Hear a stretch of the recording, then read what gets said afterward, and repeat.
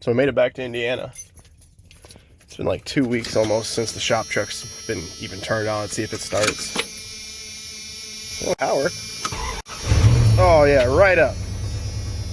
$700 truck, 2 weeks of sitting.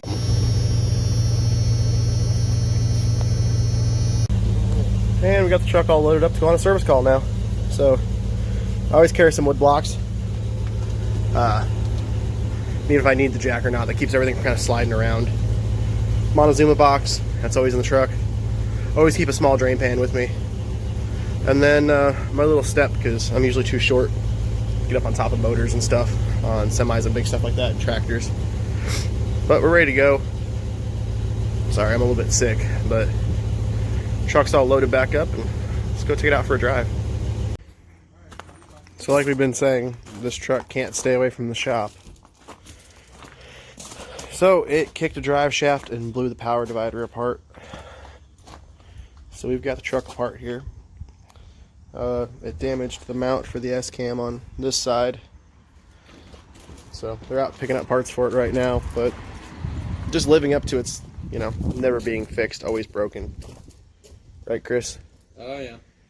Yeah, this thing, it does everything it can to break itself as often as possible. Good truck for us. Mm-hmm.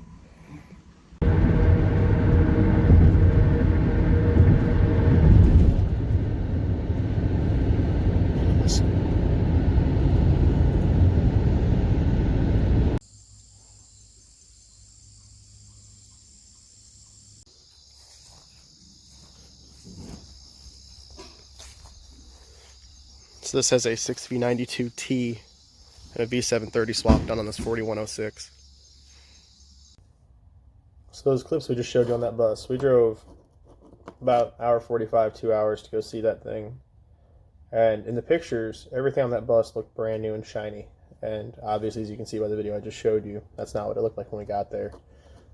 It's covered in moss. It's got quite a few flat tires. It's sunk into the ground. You can't get your hand under the entranceway. That's how low it's sitting. It's been converted to a 6V92T with a V730. From what I can tell, there's zero reinforcement on the bulkhead. If you've just recently seen Dad's videos on a V730 swap, you have to remove a lot of bulkhead to get those in there. So zero reinforcement. They did not put a bar reconnecting the bottom of the bulkheads where they cut them. And they did not put the brace across the side to use the transmission mount. So it's all hanging from the bell housing bolts, which is quite a bit of weight to hang off those. So that's kind of a red flag towards us. At least not necessarily a red flag. If it hasn't cracked the bulkhead, we can fix it, but it's something that's going to affect the price of the bus. On top of that, the flat tires, the fact that it's sunk in the ground, it hasn't ran in a few years. They were asking $8,000 for that bus, which if it looked as good as it did in the pictures and we found a good conversion on it, it's not a bad price. I mean, it is mostly gutted and non-running, but it's got a 15 kW propane generator on board, some new appliances, and the build-out is in the very early stages where we can still move a lot of the walls and change anything they would be interested in. So I talked to my friend who's looking at buying it. We're going to go back up there one more time in the next couple days here. Take some tools and take air so we can try to get it aired up and at least get underneath of it. But that's just something that really annoys me when you go to sell a bus. Is a lot of people use old pictures. They won't give you much information. You drive, you know, usually quite a ways to go look at something, and then it's nothing like what they were saying. You know, I mean, we still haven't even talked price with him yet, but he wanted 8. Looking at it in the condition it's in, I think it's worth about 4. If we could get it running, it might be worth 5, maybe.